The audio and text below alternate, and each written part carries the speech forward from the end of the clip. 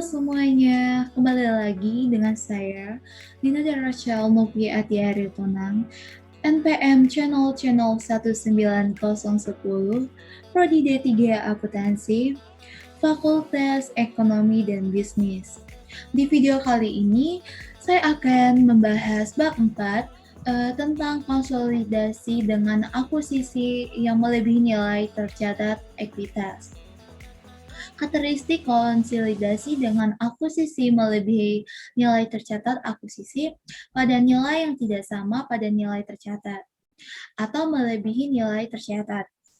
Karena pada praktiknya jarang akuisisi itu melakukan perusahaan akuisisi dengan menyerahkan nilai akuisisi dengan nilai sama dengan nilai tercatat. Kenapa sebelum melakukan akuisisi pada perusahaan lain, suatu perusahaan yang akan mengakuisisi itu akan melakukan uji kekayaan. Ada beberapa hal yang harus dilakukan sebelum ia memutuskan akan melakukan akuisisi atau tidak.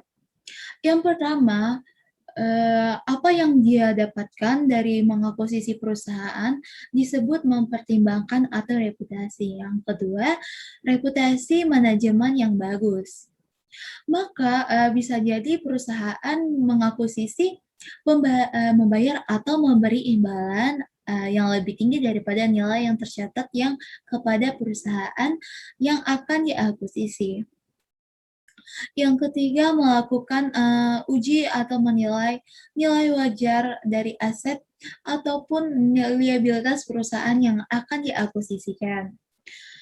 Secara pembuatan laporan keuangan konsolidasian, contoh dalam pengakuisisian 1 Januari 2015, PT Nusantara mengeluarkan investasi senilai 1,5 miliar untuk mengakuisisi seluruh kepemilikan pada PT Andalas 100%, diketahui ekuitas PT Andalas 1, miliar.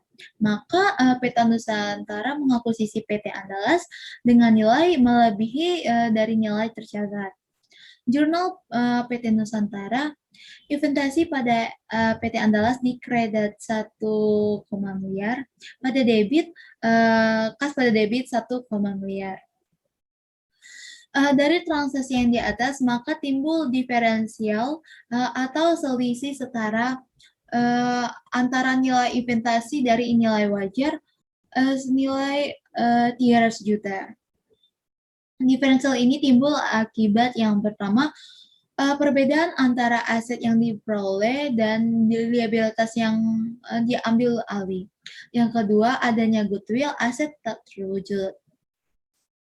Perhitungan inventasi atau kepemilikan PT Nusantara atas PT Andalas, jurnal eliminasi. Jurnal isi eliminasi yang pertama menghapus entitas PT anak yaitu PT Andalas, ekuitas saldo alba 400 juta, pada saham di debit 800 juta.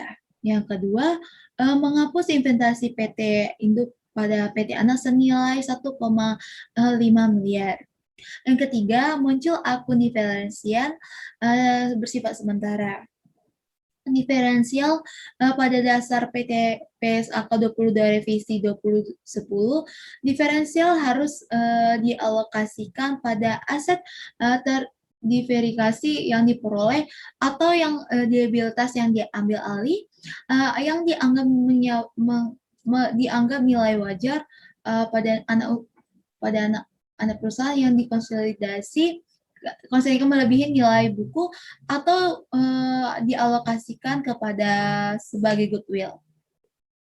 Goodwill menurut PSAK 22 revisi 2010 mendefinisikan goodwill adalah sebagai selisih antara agregat yang imbalan yang dialihkan jurnal pengendaliannya di dalam nilai wajar kepentingan itu ekuitas sebelumnya diakuisisi jika kombinasi bisnis dilakukan bertahap dan jumlah neto dari aset yang diidentifikasikan yang diperoleh dan liabilitas yang diambil alih.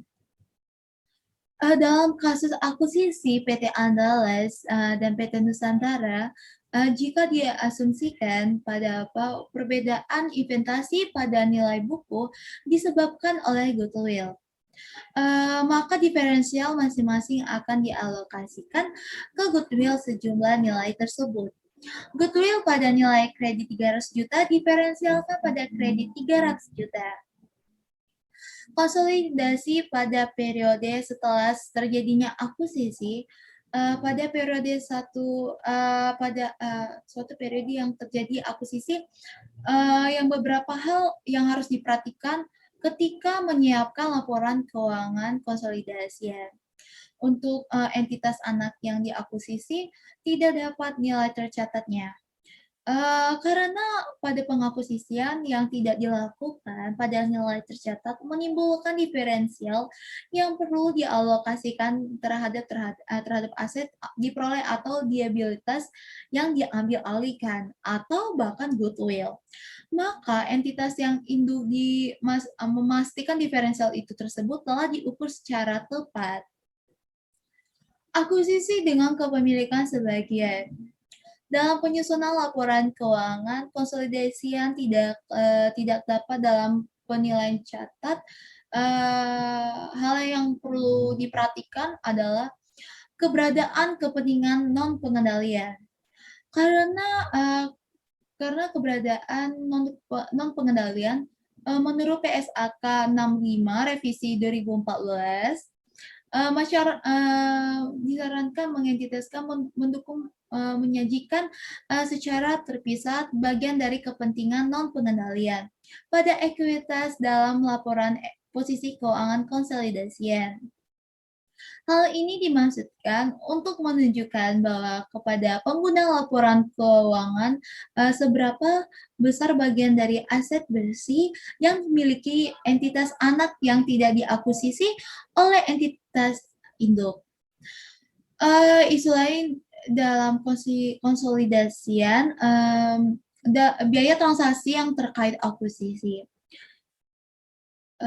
Biaya transaksi yang terkait proses pengakuisisian suatu perusahaan sangat besar kemungkinannya untuk dikeluarkan oleh pihak pengakuisisi.